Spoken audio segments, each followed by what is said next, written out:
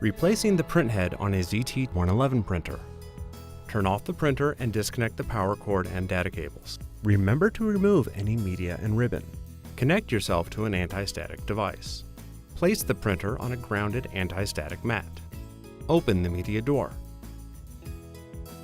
Slide the printhead latch forward until the large holes align with the printhead locking posts. Open the print mechanism. Pull the printhead from the print mechanism. Disconnect the power and data cable. Remove the printhead. Connect the new printhead to the power and data cable. Slide the printhead cable back into the printhead cable cover. Install the printhead into the print mechanism. Lower the print mechanism onto the printhead. Lower the toggle. To lock the printhead into place, press down on the print mechanism and slide the printhead latch toward the back of the printer. Open the printhead. Clean the printhead.